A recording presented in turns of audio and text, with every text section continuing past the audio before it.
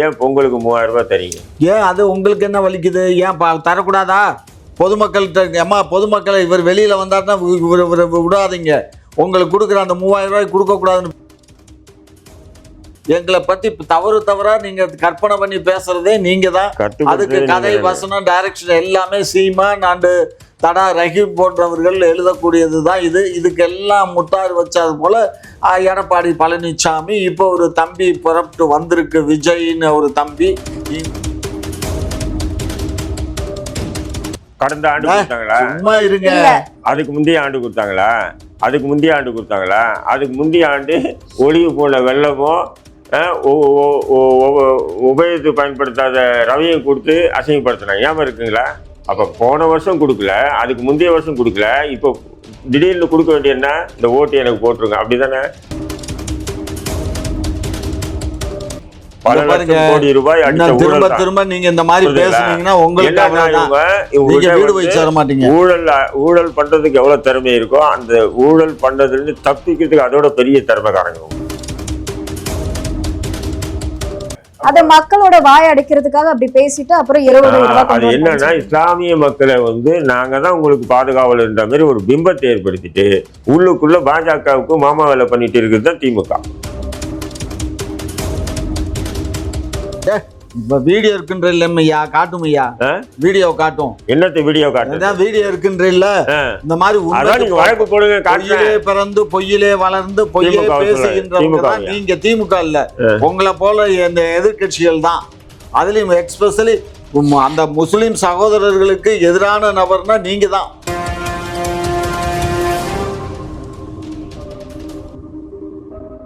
குக்கு செய்தி நேயர்களுக்கு வணக்கம். நான் உங்க தீபிகா. இன்று நிகழ்ச்சியின் சிறப்பு விருந்தினர்கள் முனைவர் காமாட்சி நாயுடு அவர்கள் மற்றும் இந்திய தேசிய லீக் கட்சியின் மாநில தலைவர் தடா ரஹீம் அவர்கள்.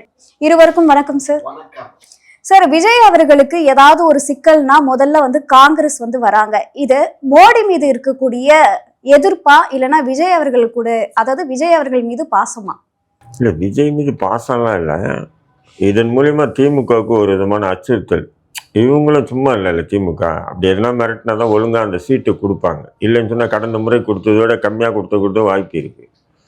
அதனால் எங்களுக்கு ஒரு ஆப்ஷன் இருக்குடா, எங்களை வரவேற்கிறதுக்கு நிறைய கட்சிகள் தமிழ்நாட்டில் இருக்குது, நீ மட்டும் இல்லை அப்படின்றது திமுகவுக்கு மறைமுகமான ஒரு மிரட்டலாக தான் நான் பார்க்குறேன். அது பாசம் அப்படின்னு சொன்னால் அதுவும் இருக்கலாம். ஏன்னா பிஜேபி எது செஞ்சாலும் காங்கிரஸ் எதிர்கட்சி, அதனால அதை எதிர்க்கிறது அவங்களுடைய கடமை. அந்த கடமை என்ற அடிப்படையில் அதை எதிர்க்கலாம். ஆனால் கரூர் விஷயத்துக்கு விஜய்க்கு ஆதரவு தெரிவிச்சாங்க இல்லையா? அப்போ இதெல்லாம் வச்சு பார்க்கும்போது காங்கிரஸ் தமிழ்நாட்டில் ஏதாவது ஒன்று பண்ணி, அதாவது தங்களுடைய அந்த ஓட்டு விகிதாச்சாரத்தையும் தங்களுடைய சீட்டு அதிகரித்து கேட்கணும்னு சொல்லிட்டு ஒரு முடிவு எடுத்துட்டாங்க. அதுக்காக தான் பாருங்கள், மேலிட பார்வையாளர்னு சொல்லிட்டு ஆளால் ஒன்று பேசிட்டு இருக்காங்க. ஆட்சியில் பங்குன்னு சொல்லிட்டு மாணிக் தாக்கூர் பேசுகிறாரு, எல்லாருமே பேசிட்டு இருக்காங்கல்ல. இவங்க மட்டும் டெல்லியில் கூட்டணியில் ஆட்சிக்கு போனோன்னா ஆட்சியில் பங்குன்னு கேட்பாங்க. அப்போ மாநிலத்தை நீங்கள் ஆட்சி நடத்தும் போது எங்களுக்கு பங்கு கொடுங்க, ஆட்சியில் பங்கு கொடுங்க, நீங்கள் தான் சம்பாதிக்கணுமா, நாங்களும் சம்பாதிக்கல, அப்படி தானே? நீங்க தான் சம்பாதிக்கணும். எத்தனை சதவீதம் ஓட்டு காங்கிரஸ் வச்சிருக்கு?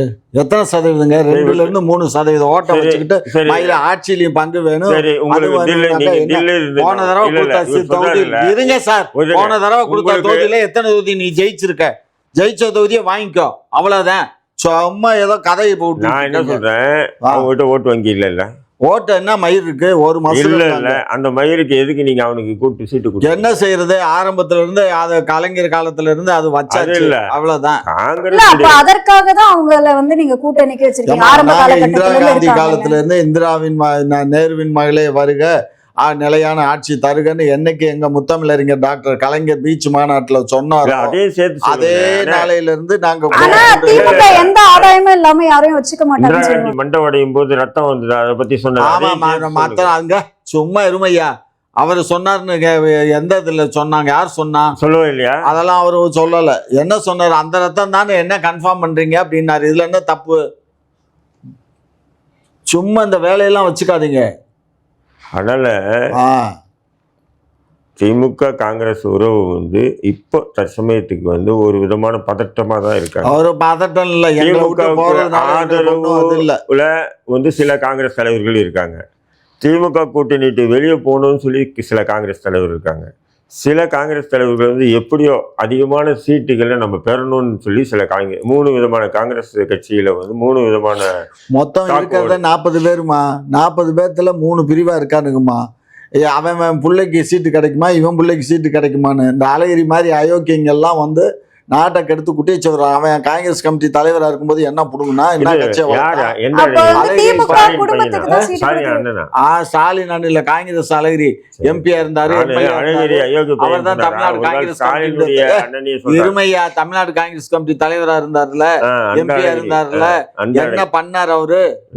சும்மா இங்க பாருங்க, அவர் தான் போய் அவர் தான் சொல்றாரு பணத்தை ரிலீஸ் பண்ண விடாமல் செய்கின்ற அரசு அப்படி இப்படின்னு சொல்லி ஒரு 4 பேர்த்த வச்சுக்கிட்டு பேசுறாரு. அதே மாதிரி இந்த நாசமா போனாலும் ஒரு 3 வருஷத்துக்கு முன்னாடி மறியல் பண்றேன்னு சொல்லி ஒரு 5 பேர்த்த கூட்டிட்டு போய் ரயில் தண்டவாளத்துல போய் உக்காந்தாரு. ரயில் வந்த உடனே ஆனா சும்மா இருப்பியா, ரொம்ப ஓவரா கொஞ்சம் கலைஞர் தான் இந்திய எதிர்ப்பு போராட்டத்தை அதெல்லாம் இல்ல, இந்த அழகிரி தான் போய் ரயில் எதிர்ப்பு போராட்டம் ரயிலே வராது தண்டவாளத்துல. ரயில் வரல, இவரு தலையை வச்ச உடனே ரயில் அடுத்த டிராக்ல திருப்பி விட்டுட்டான். ரயில் அதுல வரலைன்னு இல்ல, ரயில் அதுல தான் வரும். இவரு தலையை வச்ச உடனே அடுத்த டிராக்ல மாத்திட்டான். புரிஞ்சுக்கோங்க, சும்மா இந்த அவதூறு பேசுறதே எங்க எதிர்கட்சியில் எங்களை பத்தி தவறா நீங்க கற்பனை பண்ணி பேசுறதே நீங்க தான். அதுக்கு கதை வசனம் டைரக்ஷன் எல்லாமே சீமான் அண்டு தடா ரஹீம் போன்றவர்கள் எழுதக்கூடியது தான் இது. இதுக்கெல்லாம் முத்தாறு வச்சது போல எடப்பாடி பழனிசாமி இப்போ ஒரு தம்பி புறப்பட்டு வந்திருக்கு, விஜய்னு ஒரு தம்பி. இவங்களுக்கு எல்லாமே வேலை. ஆளுங்கட்சியோடைய தவறுகளை சுட்டி காட்டுறதே எதிர்கட்சியோட வேலை. ஆளுங்கட்சி நாங்க என்ன தவறு பண்றோம், எவனோட நாங்க இது பண்ணிட்டோம்? நாங்க எந்த தப்பும் பண்ணல. தப்பு பண்ணாம நல்லதொரு ஆட்சி நாங்க இந்த 4.25 ஆண்டு காலத்துல நாங்க கொடுத்துருக்கோம்.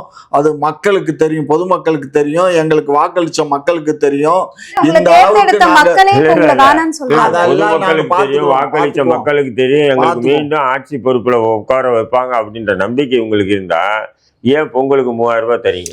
ஏன் அது உங்களுக்கு என்ன வலிக்குது? ஏன் தரக்கூடாதா? பொதுமக்கள்கிட்ட பொதுமக்களை இவர் வெளியில வந்தாருன்னா விடாதீங்க, உங்களுக்கு கொடுக்குற அந்த 3000 ரூபாய் கொடுக்க கூடாதுன்னு பேசுறாங்க. 3000 இல்ல 30,000 ரூபாய் கொடுத்தா கூட கைத்தட்டி வரவேற்பு தான். ஆனா கடந்த ஆண்டு கொடுத்தாங்களா? சும்மா இருங்க. அதுக்கு முந்தைய ஆண்டு கொடுத்தாங்களா? அதுக்கு முந்தைய ஆண்டு ஒளிவு போன வெள்ளமோ உபயோகித்து பயன்படுத்தாத ரவையும் கொடுத்து அசிங்கப்படுத்தினாங்க. ஞாபகம் இருக்குங்களா? அப்போ போன வருஷம் கொடுக்கல, அதுக்கு முந்தைய வருஷம் கொடுக்கல, இப்போ திடீர்னு கொடுக்க வேண்டியன்னா இந்த ஓட்டு எனக்கு போட்டுருங்க அப்படிதானே?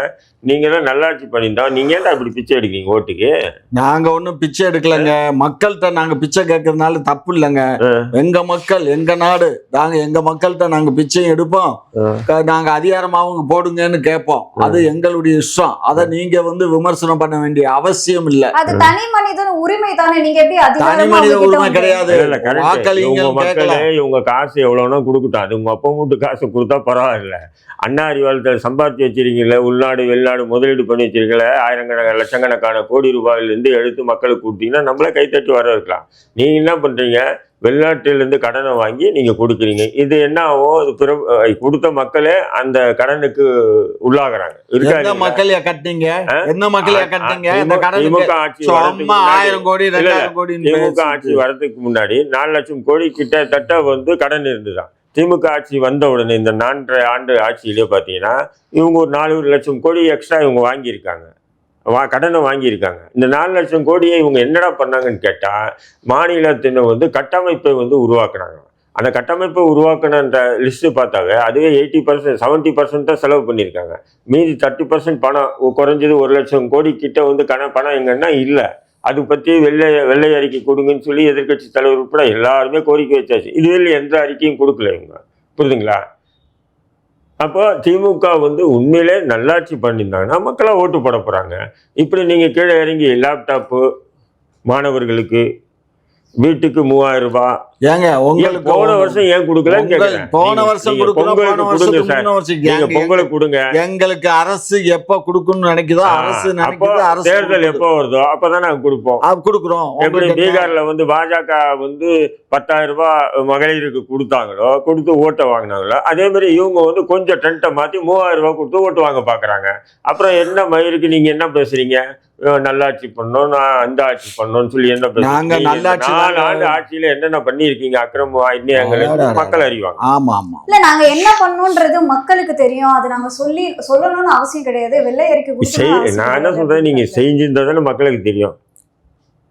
திமுக அரசு அப்ப எதுவுமே செய்யல அப்படின்னு சொல்றீங்க. என்ன செஞ்சீங்கம்மா நீங்க வந்து என்னென்ன வாக்குறுதி கொடுத்தீங்க எல்லாம் நிறைவேற்றினீங்களா? சொல்லாததையும் செஞ்சோம் அப்படின்னு சொல்றாங்களே. சொல்லாததையும் செஞ்சோம். ஆமா, சொல்லாததை செஞ்சிருக்காங்க. வாக்குறுதியை கொடுத்துட்டு செய்யறேன்னு சொன்னது சொல்லாததை இப்ப செஞ்சிருக்காங்க. எதுவுமே நிறைவேற்ற. மின் கட்டண உயர்வை மாசம் மாசம் ரீடிங் அடிப்பேன்னு சொன்னாங்களா இல்லையா? அவங்க சொன்னாங்க. இதெல்லாம் நான் வந்து சொல்றது நிறைய விஷயங்கள் இருக்கு, அதெல்லாம் வேண்டாம். இதெல்லாம் வந்து நடுத்தர ஏழை மக்கள் பாதிக்கப்படக்கூடிய ஒரு விஷயம். 2 மாசத்துக்கு ஒரு தடவை ரீடிங் எடுக்க மாட்டோம். மாசம் மாசம் ரீடிங் எடுத்தாங்கன்னா அப்ப அந்த யூனிட் கம்மியாச்சுன்னா அந்த குறைந்த விலையில அவங்க வந்து மின் கட்டணம் செலுத்துவாங்க. இவங்க செஞ்சாங்களா? அது 4 ஆண்டு முடிஞ்சு இப்போ 5 இது முடிய போகுது, இந்த ஆட்சி முடிய போகுது. செய்யலையே நீங்க. அப்போ செய்யாததை ஏன்டா சொல்றீங்க? நாங்க வந்தோடனே நீட்டை ஒழிச்சிங்களா? அது ஒண்ணு மட்டும் தான் எங்களால செய்ய முடியல அப்படின்னு சொல்றாங்க. அது ஒண்ணு மட்டும் தான். நீங்க எதை செஞ்சீங்க அதையாச்சும் உட்காந்து விவாதம் பண்ணுங்க. ஏதோ உட்காந்து அண்ணங்கிட்ட சொல்லுங்க என்னென்ன எல்லாம் செஞ்சிருக்கோன்னு சொல்லுவார். 19 சொல்லுவார். எல்லாம் செஞ்சிட்டோம். பர்சன்டேஜ் சொல்லுவார் 80 90ன்னு. ஏன்னா அவங்க முதல்வர் அப்படிதான் சொல்லுவார். 90% நாங்கள் வாக்குறுதியை நிறைவேற்றிட்டோம் அப்படிதானே. ஐயா, நீங்க விரண்டவாதமா பேசுறவங்களுக்கு நாங்க பதில் சொல்ல வேண்டிய அவசியம் இல்லை. நேர்மையா பேசுங்க. நேர்மையற்ற வழியில பேசுறீங்க. ஏதோ வக்கத்தவங்களுக்கு தான் நாங்க ஏதோ ரூபா கொடுத்து ஓட்டு வாங்குற மாதிரி பேசுறீங்க. மக்களை வந்து நீங்க ரொம்ப தரைக்குறைவா நினைக்கிறீங்க. நான் தரைக்குறைவா நினைக்கிறேன். எப்படி பேசுறீங்க? ஓட்டுக்காக நாங்க காசு கொடுக்கறோம். உங்களுக்காக தான் காசு கொடுத்தோம், ஓட்டுக்காக காசு கொடுக்கறோம். நீங்க உண்மையில இந்த முறை கொடுத்த காசு ஓட்டுக்காக இல்லைன்னு சொல்லியிருந்தா போன வருஷம் கொடுத்துருக்கணும். போன வருஷம் தமிழ் மக்கள் பொங்கல் கொண்டாடுறாங்க. போன வருஷம் போன வருஷம் எல்லாம் தமிழக மக்கள் வந்து எல்லாம் கோட்டீஸ்வரனா இருந்தா இந்த வருஷம் பிச்சைக்காரன் ஆயிட்டானா? அதனால நீங்க ஹெல்ப் பண்றீங்களா? அததான் கேக்குறேன். 4 லட்சம் கோடி நீங்க கடனை வாங்கியிருக்கீங்க வெளிநாட்டுல. நீங்க அண்ணா அறிவாலய காசு எடுத்து பகிர்ந்தீங்கன்னா வரவேற்கலாம். உள்நாடு வெளிநாடு முதலீடு பண்ணிருக்கீங்களா ஹவாலா மூலியமா? அதெல்லாம் எடுத்து மக்களுக்கு கொடுத்தீங்கன்னா பாராட்டலாம். வாய் புளிச்சதோ மாங்காய் புளிச்சதோன்னு பேசக்கூடாது. எந்த நாட்டுல யாரு எங்க நாங்க எந்த நாட்டுல உங்களுக்கு சொத்து இல்ல? எந்த நாட்டுல சொத்து இருக்கு? எந்த நாட்டுல இல்ல சொல்லுங்க. இந்த சும்மா நீங்க வந்து வழக்கு போடலாம், நீங்க நீதிமன்றத்தை நாடலாம் அப்படின்னு சொல்லி திமுக அரசு அதான் சர்க்காரிய கமிஷனே சொல்லிட்டாரு. நொட்டுச்சு சர்க்காரிய கமிஷன். விஞ்ஞான ரீதியான அப்புறம் என்ன மஸ்தியா பேசுறீங்க? விஞ்ஞான வெளிநாட்டுல இருந்து கடனை வாங்குவாங்க. அந்த கடனை வாங்கிட்டு அந்த கல்லா இப்போ ஒரு பெட்டி இருக்கு, கல்லா பெட்டியில இப்ப நீ உள்ள கை வச்சு உங்க அப்பா வச்சிருக்காரு கல்லா பெட்டியில காசு, நீ கை விட்டு ஒரு 10,000 ரூபாய் எடுத்துக்கிட்டுனா தெரியும் 10,000 ரூபாய் காணாம போயிடுச்சுன்னு. அப்போ அது ஊழல் வழக்கு போடலாம். இவங்க எப்படி பண்ணுவாங்கன்னா அந்த 10,000 ரூபாய் எடுக்க மாட்டாங்க, ஒரு ஸ்கீம் போடுவாங்க. மேம்பாலம் கட்டுறேன்னுவாங்க. திமுக ஆட்சியில் நிறைய பேர் இவங்க திமுக ஆட்சியில் தான் மேம்பாலம் கட்டினாரு. ஏன்னா மேம்பாலம் கட்டினாதான் இவங்களுக்கு ஒரு 500 கோடி 1000 கோடின்னு ஒதுக்குது. அது ஒரு 200-300 கோடி இவங்க அடிக்கிறது. ஆமையா இப்ப எப்படி மழைநீர் கால்வாய் சுத்தப்படுத்துறேன்னு சொல்லி 4000 கோடி ஆட்டையை போட்டாங்களா இல்லையா? அதுல மிஞ்சி செலவு பண்ணியிருந்தாங்கன்னா இவங்க உண்மையிலேயே நியாயமா செலவு பண்ணி ஒரு 2000 கோடி பண்ணியிருப்பாங்க. 2000 கோடி அசால்ட்டா போச்சுல. இப்ப இதை வந்து ஊழல் வழக்க போடணும்னு சொன்னா ரொம்ப கஷ்டம். புரியுதுங்களா உங்களுக்கு? இந்த மாதிரி இவங்களுடைய ஊழல் எல்லாம் பார்த்தீங்கன்னா விஞ்ஞான ரீதியான ஊழல்னு சொல்லி சர்க்கார் கமிஷன் சொன்னது இதை மேற்கோள் காட்டி தான் சொன்னாரு. இவங்க சாதாரணமா கல்லால இருந்து எடுத்துக்க மாட்டாங்க. திட்டத்தை நடைமுறைப்படுத்த ஆட்டையை போடுவாங்க. இங்க பாருங்க, சர்க்காரிய கமிஷனுடைய அந்த அறிக்கையில எங்கேயாவது விஞ்ஞான பூர்வமான ஊழல் பண்ணிருக்கு திமுகங்கிற வார்த்தை சொல்லி இருக்காரு.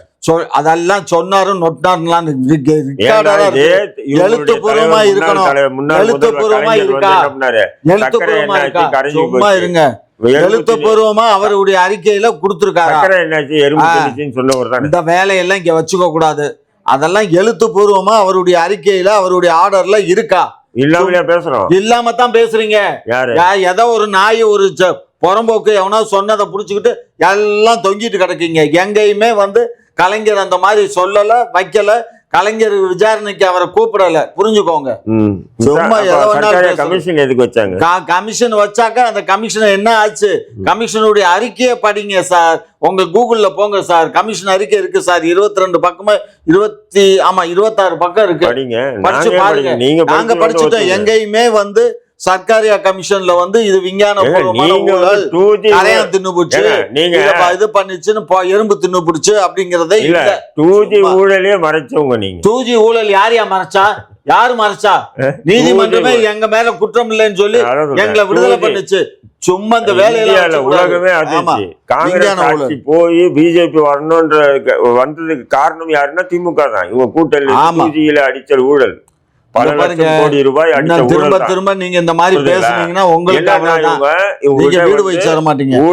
ஊழல் பண்றதுக்கு எவ்வளவு திறமை இருக்கோ அந்த ஊழல் பண்றதுல இருந்து தப்பிக்கிறதுக்கு அதோட பெரிய திறமைக்காரங்க. அதனால இவங்க என்ன பண்ணிட்டாங்கன்னா சட்டத்தினுடைய ஓட்டைகள் எல்லாம் அறிஞ்சிருக்காங்க. அப்போ எப்படி கொள்ளை அடிக்கணும், அதுல இருந்து எப்படி தப்பிக்கணும்னு தெரிஞ்சிருக்கு. அதிமுக காரனுக்கு சில விஷயங்கள் செஞ்சிடுவாங்க, செஞ்சுட்டு மாட்டிக்குவாங்க. இவங்க எப்படின்னா செஞ்சாலும் மாட்ட மாட்டாங்க, செய்வான திருந்த செய்வாங்க. ஒரு கொள்ளை அடிக்கிறது கூட வந்து திட்டமிடலோடு செய்வாங்க. 2G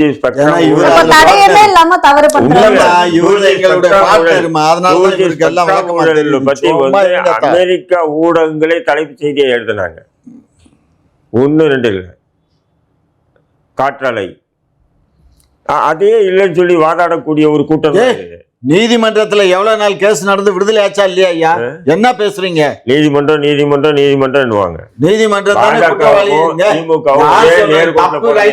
சொல்ல முடியும். பாஜக அப்படிதான் அத்தனை அயோக்கியத்தனம் பண்ணிட்டு நீதிமன்றம் மூலியமா நான் பாருங்க உத்தம புத்திரன்வான்.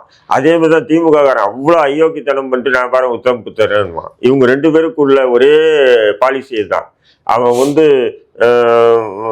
வலதுசாரி பாசிசம்னா இவங்க இடதுசாரி பாசிசம், அவ்வளவுதான் வித்தியாசம், வேற எதுவும் இல்லை. சார், ஸ்டாலின் அவர்கள் வந்து ஒரு விமர்சனம் பண்ணியிருக்காரு. என்ன அப்படின்னா, அதாவது அதிமுக ஒருவேளை வந்து ஜெயிச்சா தமிழகத்துல பாஜக தான் வந்து ஆட்சி செய்யும் அப்படின்ற மாதிரி விமர்சனம் பண்ணியிருக்காரு. இதை பத்தி உங்களோட கருத்து சார்? இப்போ யார் ஆண்டுட்டு இருக்கா? திமுக பேருக்கு. ஆட்சி யாருடைய கட்டுப்பாட்டில் இருக்கு? பாஜக கட்டுப்பாட்டில் தான் இருக்கு. அதனால தான் திருப்பரங்குன்ற விஷயத்துல வந்து பாஜக என்ன சொல்றதோ அதை செஞ்சுட்டாரு திமுக ஆட்சியிலே. மறைமுகமா பண்ணிட்டு இருக்காங்க, ஆட்சி பண்ணி. நான் என்ன சொல்றேன், அதிமுக ஆட்சி வந்தா பாஜக ஆளும் அப்படின்னு சொன்னா திமுக ஆட்சியிலும் பாஜக தானே ஆளுது. பொது சிவில் சட்டத்தை இது வகுப்பு திருத்த மசோதாவை வந்து நான் கடுமையாக எதிர்க்கிறோம், உச்ச நீதிமன்றம் போகிறோம், அந்த நீதிமன்றம் போகணும்னு சீனை போட்டுட்டு இங்கே அந்த வகுப்பு வாரிய சட்டத்தை வந்து தமிழகத்தை அமல்படுத்திட்டாங்க. தெரியுமா உங்களுக்கு?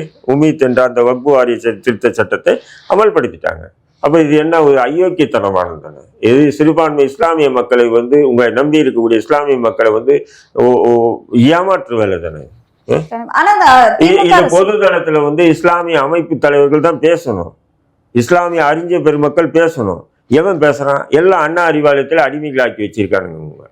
ஆனா திமுக அரசு வந்து மத்திய அரசு கொண்டு வர திட்டங்கள் எல்லாத்தையுமே நம்மளால எதிர்க்க முடியாது அப்படின்னு சொல்றாங்க. அப்ப எந்த மயிலுக்கு நாங்க வந்து எக்காரணத்து கொண்டு நாங்க வந்து அந்த வகுப்பு சட்டத்தை அமல்படுத்த மாட்டோம்னு சொல்லி டயலாக் விட்டீங்க? எதுக்கு உச்ச நீதிமன்றம் போனீங்க? சரி, உச்ச நீதிமன்றத்தினுடைய தீர்ப்பு வந்துச்சு, தீர்ப்பு வந்த பிறகு இனி எங்களால் ஒன்றும் செய்ய முடியாது, அப்போ நாங்கள் நடைமுறைப்படுத்தணும்னு சொன்னாலும் லாஜிக்காக நம்ம ஏற்றுக்கலாம். உதாரணத்துக்கு புரியுதுங்களா?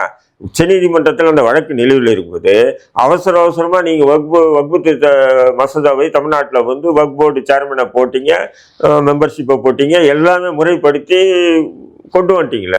அத மக்களோட வாய் அடைக்கிறதுக்காக அப்படி பேசிட்டு அப்புறம் 20 அது என்னன்னா, இஸ்லாமிய மக்களை வந்து நாங்க தான் உங்களுக்கு பாதுகாவல் என்ற மாதிரி ஒரு பிம்பத்தை ஏற்படுத்திட்டு உள்ளுக்குள்ள பாஜகவுக்கு மாமா வேலை பண்ணிட்டு இருக்குது தான் திமுக. கப்பம் கட்டுறாங்க. இவர் தான் கூட்டி கொடுத்தாரு. ஆமா ஆமா, கப்பம் கட்டுறாங்க. இவங்க அடிக்கிற கொள்ளையில பாஜகவுக்கு ஒரு தொகை போகுது, அப்படிதான் சொல்ல முடியும், வேற எதுவும் சொல்ல முடியாது. நீங்க சொல்லுங்க, வக்ஃபு திருத்த சட்டத்தை இவங்க திமுக காரங்க எப்படி எதிர்த்தாங்க? கடுமையா எதிர்க்கிறோம் அப்படின்னு சொல்லி எதிர்த்தாங்களா இல்லையா? நாங்கள் எக்காரணத்தை கொண்டு தமிழ்நாட்டில் நாங்கள் அமல்படுத்த விட மாட்டோம்னு சொன்னாங்களா இல்லையா? இந்தியாவிலே இன்னும் பல மாநிலங்கள் அமல்படுத்தப்படல, தமிழ்நாட்டில் அமல்படுத்தியிருக்காங்க. இதில் இன்னொரு ஸ்பெஷல் நியூஸ் என்ன தெரியுமா உங்களுக்கு? இந்த வக்ஃபு திருத்த மசோதாவில் வந்து 5 முஸ்லீம் எம்பிகளும் சேர்ந்து கையெழுத்து போட்டு உச்சநீதிமன்றத்தில் வழக்கு தொடுத்தாங்க. அந்த 5 நபர்களில் ஒருத்தன் தான் இந்த அயோக்கிய பையன் ஒருத்தன் இருக்கான் பாருங்க. இவங்க ஆள் யார்? நவாஸ் கனின்ட்டு. இந்த நாய் தான் கையெழுத்து போட்டிருக்காங்க. அந்த நாய் தான் இப்போ சேர்மன். அப்போ நீ அந்த வக்பு திருத்த சட்டத்தை எம்பிஆர்கிட்ட என்ன மயிரா இருக்கட்டும், ஒரு சமூகத்துக்கு எதிராக அயோக்கியத்தனம் பண்ணனா அவன் இவன் சொல்லாம என்ன ஐயா வாயான்னு பேசுவாங்களா? எம்பி மயிருன்னுட்டு எப்படின்னா நான் வானத்தில் குஞ்ச தேவ தூதனா? நீ தாண்டா கையெழுத்து போட்ட 5 பேர்ல இவன் தான் முக்கியமான கையெழுத்து முஸ்லீம் லீக் சார்பாக போட்டிருக்கான். உச்சநீதிமன்றத்தில் அபிடேவிட் தாக்கல் பண்ணியிருக்கான். உச்சநீதிமன்றத்துடைய தீர்ப்பு போறதுக்கு முன்னாடி நீ எப்படி வக்போர்டு சேர்மன் ஆன? திமுகவுடைய சதி செயல் அப்படின்னு சொல்றீங்களா? சதி இல்ல, திமுக முஸ்லிம்களுக்கு எதிராக நடத்தும் ஒரு வஞ்சகம். இப்ப வேற வழி இல்லை முஸ்லிம்களுக்கு. என்னன்னா பிஜேபிக்கு அதிமுக பிஜேபி கூட கூட்டணி வச்சுட்டான். இந்த கூத்தாடி விஜய்க்கு நம்பி போக மாட்டாங்க முஸ்லீம்கள். இவனுங்களுக்கு யார் இருக்கா? எதை வேணா பண்ணுங்க, இவனுக்கு நமக்கு தான் ஓட்டு போட போறானுங்க அப்படின்னு சொல்லி ஒரு சமூகத்துக்கு எதிராக செயல்படுது திமுக. பாஜக ஆட்சி காலத்தில் கூட நடக்காத அநியாயங்கள் அக்கிரமங்கள் திமுக ஆட்சியில் நடந்துட்டு வருது. உத்தரப்பிரதேசல புல்டோசர் வச்சு முஸ்லீம் வீடை இடிக்கிறான், ஆக்கிரமிக்கப்பட்ட இடம்னு சொல்லி. இவங்க என்ன பண்றாங்க, இங்க அனகாபுத்தூர் காகிதம் இல்லத்துல 500 வீடை இடிச்சாங்க. 8 தலைமுறையா இருக்கு. ஆக்கிரமிக்கப்பட்ட நிலங்கள் இதுதானே பிஜேபின்னு சொல்றான். அப்ப 8 தலைமுறை புடிங்கிட்ட உட்கார்ந்து இருந்தாங்க. ஏதோ இன்னைக்கு குடிசை போட்டு நான் போய் வீடு கட்டிட்டேன்னா ஆக்கிரமிக்கப்பட்ட இடம்லாம் 8 தலைமுறை ஓட்டு அழிச்சிருக்கான், முகவரி இருந்திருக்கு. ஏன் அடுத்த 28 வரையிலையும் வீட்டு வரி கட்டியிருக்கானுங்க. அது எப்படி ஆக்கிரமிக்கப்பட்ட இடமாவும்? 10 ஆண்டுகளுக்கு மேலே ஒரு இடத்துலயே இருந்தாவே, புறம்பக்க இடத்துலயே இருந்தா கூட அந்த இடம் அவனுக்கு சொந்தமாயிடுது, இருக்கா இல்லையா? அப்படி இருக்கும்போது இது எப்படி ஆக்கிரமிக்கப்பட்ட இடமாவும்? அம்மாபட்டினத்தில் 500 வீடுக்கு மேலே அதாவது நீர்நிலை இது குளம் இருந்துதான். எப்போ தொண்டமான அரசுன்னு ஆளும்போது குளம் இருந்துதான். அப்படின்னு பார்த்தீங்கன்னா இந்த இருக்கக்கூடிய வேளச்சேரி இந்த முகப்பேரெல்லாம் என்ன ஏரிகள் தான். இது யாராவது ஒருத்தன் வழக்கு போட்டு தீர்ப்பு சொல்லி உடனே எல்லாத்தையும் காலி பண்ணுவாங்களா? அப்போ இது ஒரு முஸ்லீம்களுக்கு எதிரான திமுக அரசினுடைய ஒரு சதி திட்டமாக தான் நீங்கள் அதெல்லாம் பார்க்கணும். கேட்டால் நீதிமன்ற உத்தரவு சில முஸ்லீம்களும் திமுக அடிமையாக இருக்கானுங்கல்ல, எப்படியாவது இந்த எலும்பு துண்டை கோரிக்கை போடுவாங்க. அண்ணா அறிவாளத்துக்கு முன்னாடி அந்த எலும்பு தொண்டை கவுறதுக்குன்னு ஒரு கூட்டம் ரெடியாக இருக்குது, அது ரெடி பண்ணி வச்சுருக்காங்க பார்த்துங்க அப்படின்னு. அந்த எலும்பு துண்டை கவுற கூட்டம் தான் இதுக்கெல்லாம் முட்டு கொடுத்துட்டு உட்காந்துருக்காங்க. சார் இப்போ நீங்க பாஜகவுடன் அண்டர் டீலிங் அப்படின்ற மாதிரி தான். டீலிங் இல்லை, டைரக்ட் டீலிங். இப்போ பராசக்தி, இப்போ நீங்கள் சொன்னீங்க விஜய் படம் ஏன் இது பண்ணா, பராசக்தி என்னாச்சு கொடுத்துட்டான் இல்லை சென்சார் யாருடைய கட்டுப்பாடு? மத்திய அரசு கட்டுப்பாடு தானே. பராசக்திக்கு ஓகே. இத்தனைக்கும் பராசக்தியில பராசக்தியை பாத்தீங்கன்னா மத்திய அரசுக்கு எதிராக நிறைய ஸ்லோகங்கள்லாம் இருக்கு, வசனங்கள்லாம். இந்தி எதிர்ப்பு போராட்டம், சுயாட்சி, இது எல்லாமே இருக்கு. அப்படி இருக்கும்போது அதாச்சும் தடை பண்ணுவோம்னு சொல்லி எதிர்பார்த்தோம். அது ஓகேயா. விஜய் படத்தை தடை பண்ணியிருக்காங்க. அப்ப உண்மையான பி டீம் யாரு, விஜயா திமுகவா? இப்படி அழுத்தி ஒன்றும் சொல்லு, யாரு விஜயா திமுகவா? திமுக. ஆமா, திமுக நாசமா போக நீங்க ஏன் இந்த மாதிரி எல்லாம் பேசுறீங்கன்னு எனக்கு புரியல.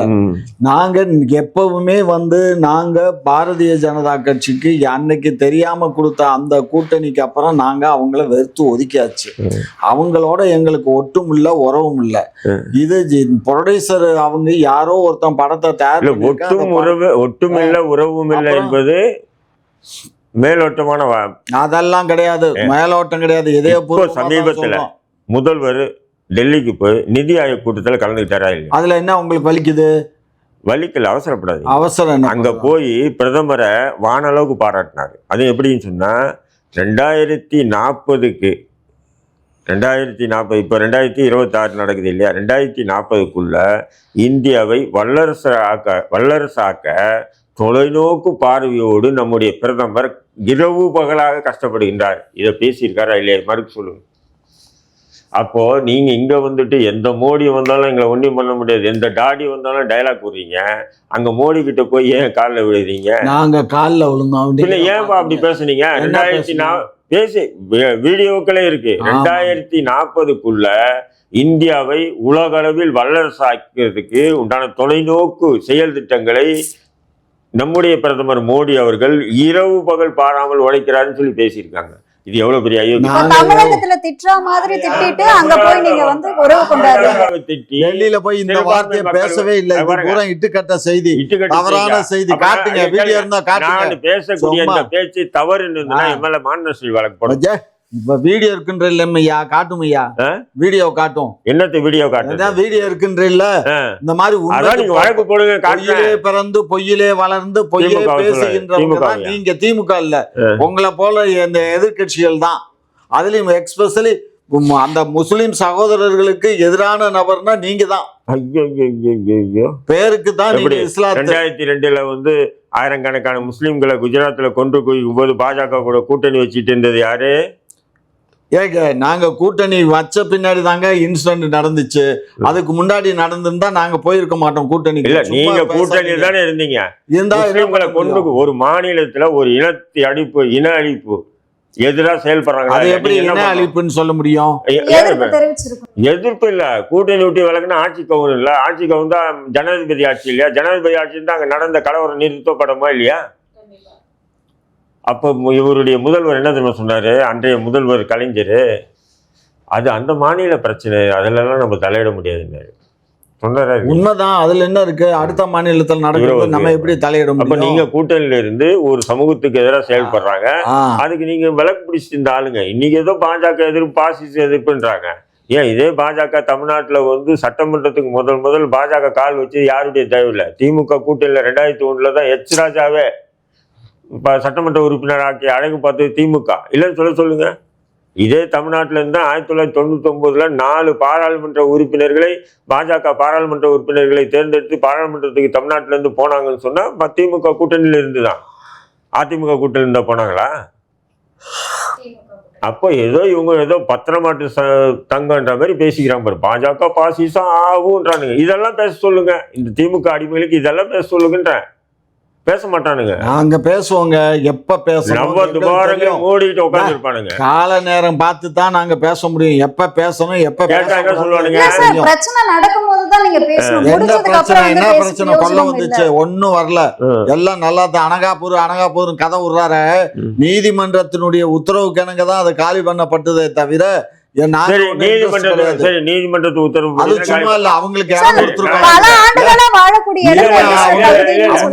உத்தரவு நீங்க அமல்படுத்தினீங்க. சரி, நான் கேக்குறேன். அதே நீதிமன்ற உத்தரவு சாஸ்திரா பல்கலைக்கழகம் 58 ஏக்கர் நீர்பிடிப்பு நிலையம் கேஸ் போடுமையா? அதை ஏன் நீங்க இடிக்காம இருக்கீங்க? கேஸ் போடுங்க. ஏன்னா அங்க வந்து இடிச்சீங்கன்னா அவன் டெல்லி வரை ரிவிட் அடிச்சிருவான். உங்களுடைய ஊழல் எல்லாம் வெளிச்சுக்கு வந்துடும். பயம். அதனால அவனுக்கு கொடுத்து சுப்ரீம் கோர்ட் அப்பீல் பண்ற அளவுக்கு நேரம் கொடுக்குறீங்க. சுப்ரீம் கோர்ட்ல தீர்ப்பு வந்த பிறகு கூட இன்னும் கூட இடிக்கிறது உங்களுக்கு தில்லி இல்ல. வரட்டும், சுப்ரீம் கோர்ட்ல பெண்டிங்ல தான் இருக்கு கேஸ். இஷா மையத்துக்கு எதிராக வழக்கு இருக்கா இல்லையா? இஷா மையத்துல வந்து காடுகளை அழிச்சு வந்து கட்டிடங்களை கட்டி இருக்காருன்னு இருக்கா இல்லையா? அதை பத்தி திமுக அரசு என்ன நடவடிக்கை எடுத்தது? நீதிமன்றமா எப்படி இந்த துப்புரவு தொழிலாளர்கள் வந்து வேலை நிறுத்தம் போராடிட்டு இருந்தாங்க. நீதிமன்றம் மூலயமா தான் நாங்கள் அப்புறப்படுத்தணும்னு சொல்லி சேகர் பாபுவும் திமுக காரன்னு விட்டானுங்க, டைலாக் விட்டாங்கல்ல. ஏன்னா இவங்க தான் வழக்கு போட்டு என்ன இவங்களே தீர்ப்பு வாங்கி இவங்களே அப்புறப்படுத்தி கேட்டால் நாங்கள் இல்லைங்க, நீதிமன்றம் சொல்லிச்சிங்க. உங்களோட நேரத்தை ஒதுக்கி பல்வேறு கேள்விக்கு விளக்கம் அளிச்சிருக்கீங்க, அதற்கு நன்றி. குக்கு செய்தி நேயர்களுக்கு மிக்க நன்றி. கிட்டத்தட்ட 66,000 சப்ஸ்கிரைபர் தாண்டி போயிட்டு இருக்கும். இதே போல தொடர்ந்து உங்களுடைய ஆதரவை அளிக்கவும்.